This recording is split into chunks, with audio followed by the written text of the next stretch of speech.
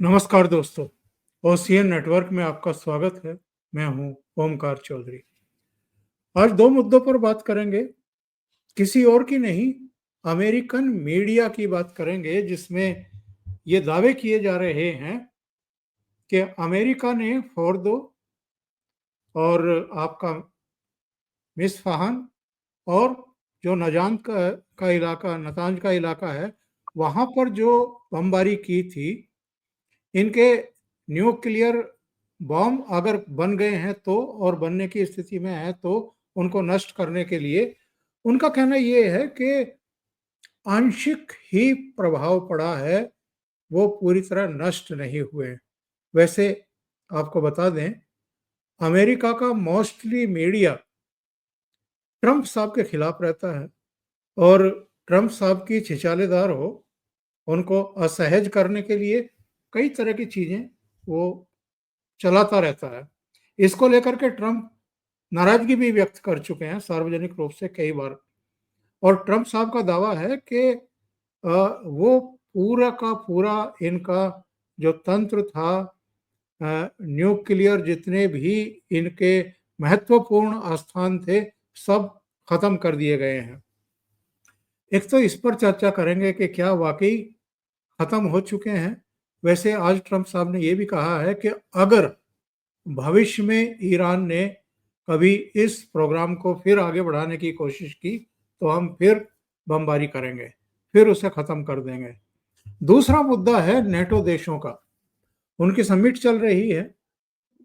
Trump साहब इस बात से थोड़े से खफा थे कि अमेरिका को ज्यादा खर्च करना पड़ रहा है, और जो नेटो के सदस्य देश हैं वो अपने रक्षा बजट को बहुत कम रखे हुए हैं, बढ़ा नहीं रहे हैं।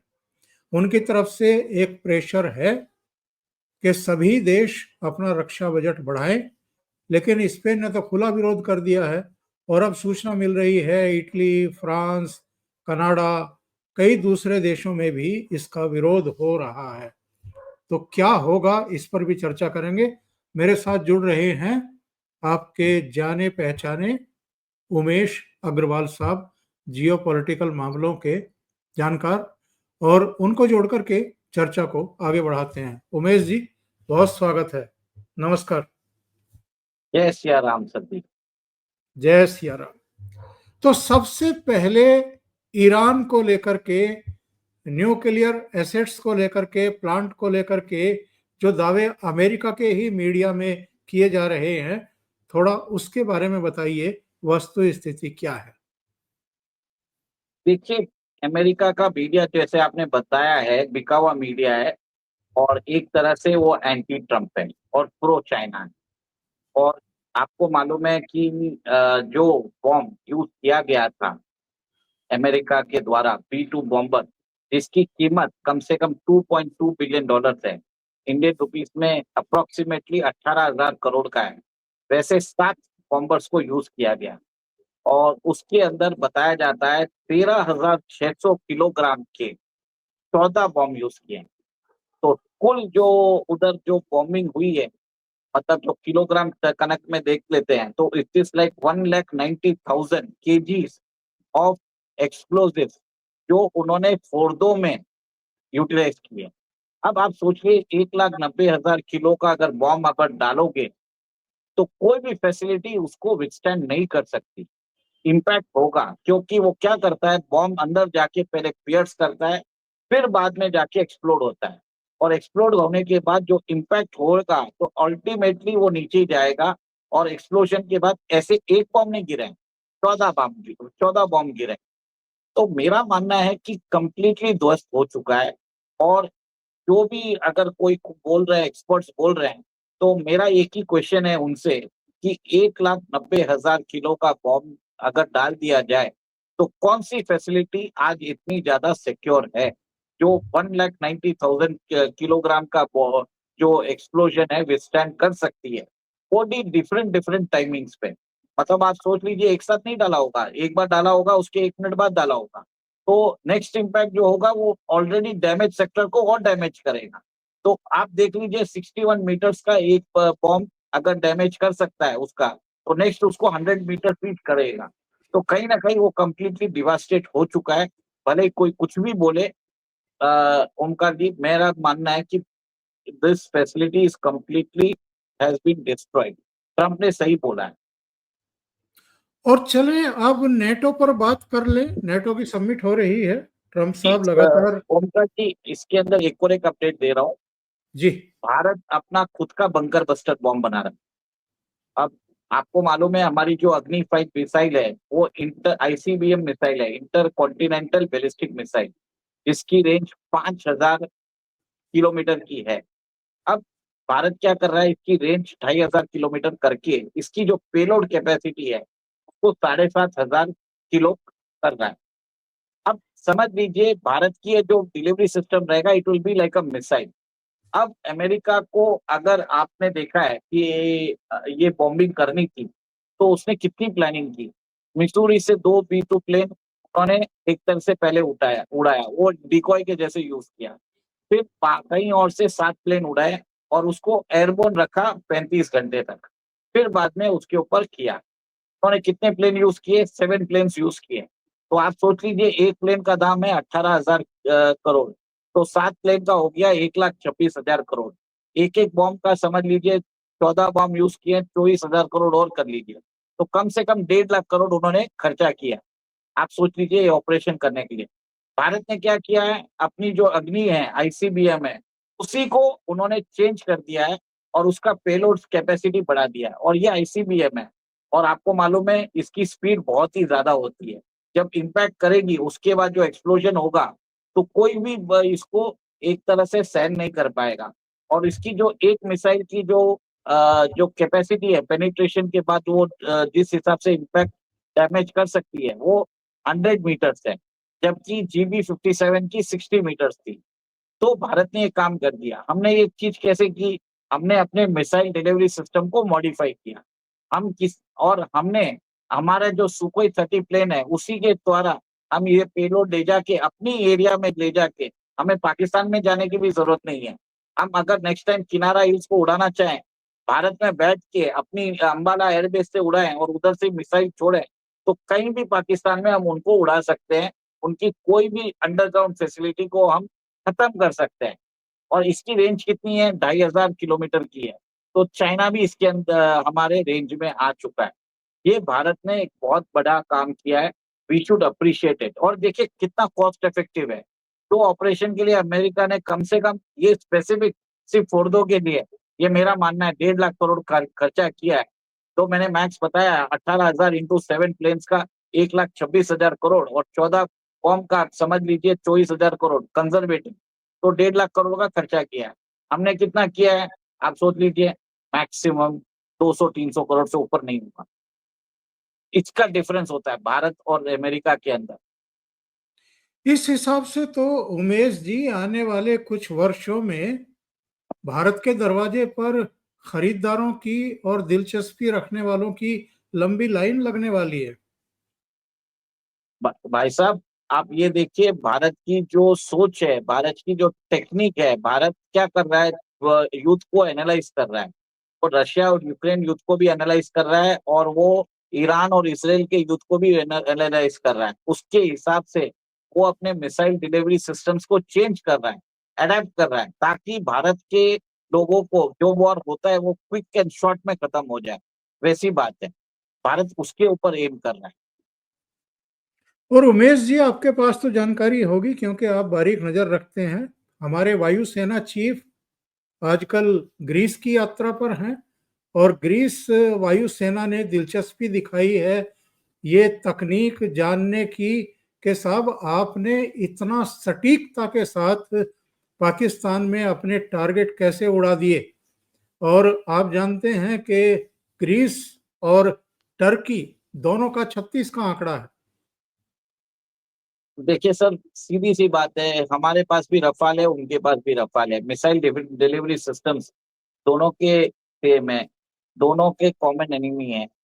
और एक तरह से ये बात, एक तरह से नेचुरल पार्टनर्स है। India and Greece are natural partners, क्योंकि उनके जो एनिमी है वो भी कॉमन है। और ग्रीस भारत का एक्सपर्टाइज यूज करना चाहता है फॉर इट्स ओन बेनिफिट। तो मेरे हिसाब से भारतीय आईएएफ चीफ अगर गए हुए हैं तो कहीं ना कहीं वो टेक्निक नहीं देंगे, वो हमारे डिफेंस की डील्स की भी बात करने जाएंगे, क्योंकि हम आइडिया क्यों देने वाले, हम अपना डिफेंस सिस्टम बेचेंगे ना। और ग्रीस के पास जो उनका सिस्टम है उसको वो एब्सोल्यूट करना चाहता है। ग्रीस क्या चाहता है, हमसे ऑपरेशनल डिटेल्स चाहता है। मेरे हिसाब से भारत सिर्फ ऑपरेशनल डिटेल्स नहीं देगा, उसके साथ कंडीशनल रहेगा कि आपको हमसे डिफेंस इक्विपमेंट्स लेना पड़ेगा, उसके बाद वो काम होगा। बहुत सही है। और चलिए अब चलते हैं नाटो समिट की तरफ। वहां तो माहौल बड़ा गर्म सुनाई पड़ रहा है उमेश जी। देखिए, नाटो जो था, आपको मालूम है कि G7 में, मैं इस G7 समिट पे पहले जाना चाहूंगा। जब मोदी जी आने वाले थे उससे पहले ही डोनाल्ड ट्रंप वहां से भाग गए। वो बोल रहे थे कि मेरे को ईरान में बहुत बड़ा काम करना है। जबकि आपको मालूम है कनाडा और यूएसए एक कॉमन बॉर्डर ही है, एक ही कॉन्टिनेंट में है। कहीं भी मतलब आधे घंटे 1 घंटे में कहीं भी कभी भी कहीं भी पहुंच सकते हैं डोनाल्ड ट्रंप।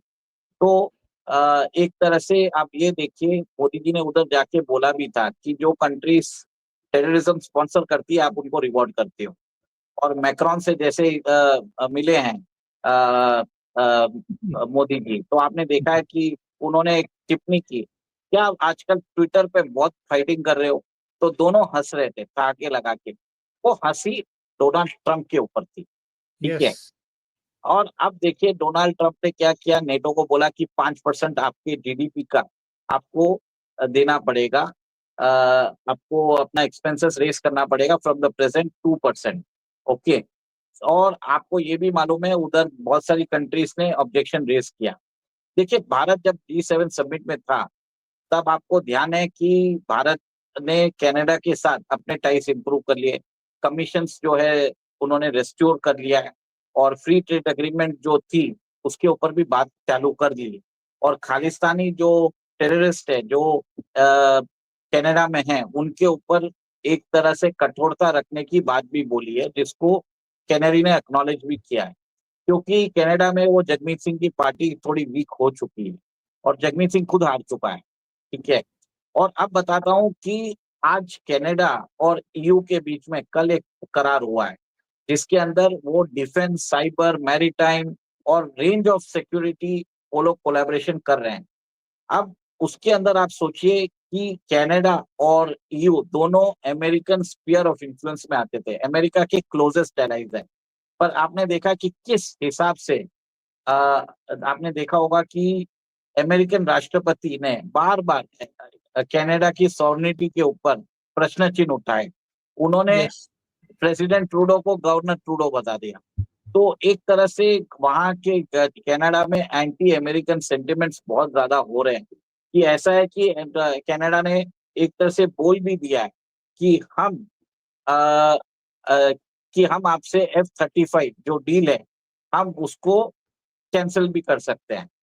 वो भी बात बोल दिया, सत्यान कर दिया। और अब उन्होंने ईयू के साथ करार किया। ईयू के साथ इसलिए करार किया क्योंकि अमेरिका इंसिस्ट करता है 2 to 5% आपको करना पड़ेगा। तो ईयू के अंदर एक अलग से एक विचार चल रहा है कि क्यों हम, देखिए आप अगर नाटो में रहते हो और आप 5% अपना बजट कमिट करते हो, then you are obligated to buy weapons from American companies. आप अमेरिकन कंपनीज से ही वेपन्स ले सकते हो, और अमेरिकन कंपनीज के वेपनरी जो है हाईली इन्फ्लेटेड है, और उसके अंदर ऑपरेशनल सॉवरेनिटी नहीं होती है। पूरा अमेरिका कंट्रोल करता है, मतलब पैसा आपका लगा है तो कंट्रोल उनका है। अब यूरोप के अंदर एक नया थॉट प्रोसेस आ रहा है कि हमको हमारा मिलिट्री डिफेंस आर्किटेक्चर को इम्प्रूव करना चाहिए। और वहीं पे आपने देखा है कि उन्होंने $150 बिलियन का एक फंड क्रिएट किया। कनाडा ने बोल दिया कि हम उसके अंदर भी आपकी सहायता करेंगे। अब ये देखिए, भारत ईयू के साथ एफटीए एग्रीमेंट साइन करने वाला है। ईयू की जो कमिश्नर है उर्सुला वैन डर लेyen, वो अपनी कैबिनेट के साथ 2 महीने पहले भारत में आई थी। ठीक है। और आप देख रहे हैं Bharat free trade agreement sign कर रहा है यूके के साथ, फ्री ट्रेड एग्रीमेंट साइन कर रहा है ईयू के साथ, फ्री ट्रेड एग्रीमेंट की बातचीत चालू की है कनाडा के साथ। कनाडा और ईयू के बीच में भी फ्री ट्रेड एग्रीमेंट हुआ है। तो जो अमेरिकन स्फीयर ऑफ इन्फ्लुएंस है वर्ल्ड में घट रहा है। और लोग क्या कर रहे हैं, ब्लॉक्स क्या कर रहे हैं, वो आपस में फ्री ट्रेड एग्रीमेंट कर रहे हैं, जिसके कारण अमेरिका की जो दादागिरी है धीरे धीरे कम होती जा रही है। ये जो मल्टीलैटरल बाइलैटरल एग्रीमेंट्स जो चल रहे हैं, मल्टी बाइलैटरल एग्रीमेंट्स, इसके बाद में इसका ब्रॉडर अगर आप पिक्चर देखते हैं, इसमें कनेक्टिंग फैक्टर कौन है? इसमें कनेक्टिंग फैक्टर है Bharat. Everyone wants to be in Bharat. वो अपनी यहाँ पे डिफेंस के एक प्रोडक्शन यूनिट्स डालना चाहते हैं, भारत के अंदर कोलैबोरेशन करना चाहते हैं। ईयू भी वही करना चाहता है, फ्रांस भी वही करना चाहता है।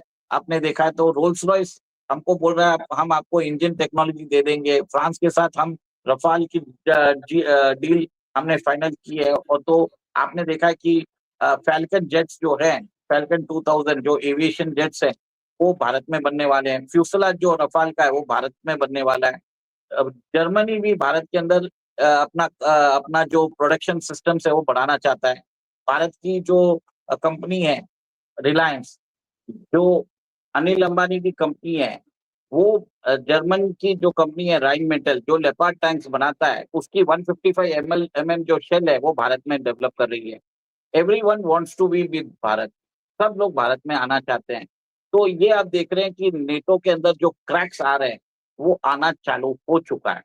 और आप ये देखेंगे कि शायद कल जो डिक्लेरेशन आए उसके अंदर यूनानिमिटी ना हो। और आपको मालूम है अमेरिका के जो प्रेसिडेंट है डोनाल्ड ट्रंप, जब अ, वो प्रेसिडेंट इलेक्ट थे, उन्होंने इलेक्शन के टाइम पे ही बोल दिया था कि हमें नेटो है इज अ डेड ऑर्गेनाइजेशन। और आपने देखा कि कैसे वो पेरिस एग्रीमेंट, क्लाइमेट अकॉर्ड और डब्ल्यूएचओ से उन्होंने अमेरिका को निकाल दिया। तो कोई भी आप समझ लीजिए, अमेरिका कल अगर नेटो से भी निकलना चाहे तो नेटो से निकल सकता है। पॉसिबिलिटी है अगर नहीं माना जाए तो।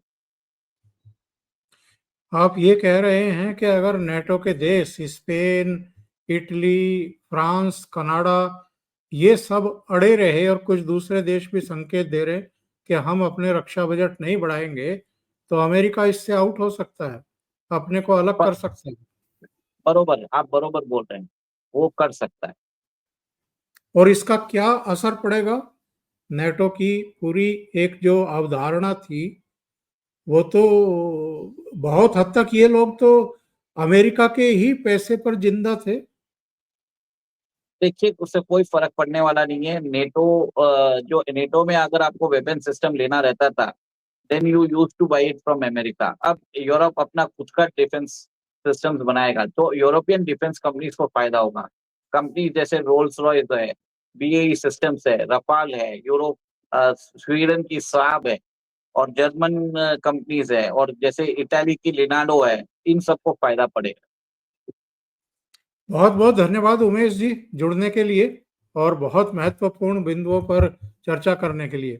Thank you so much. Thank you sir, thank you. मैं नमस्कार। नमस्ते।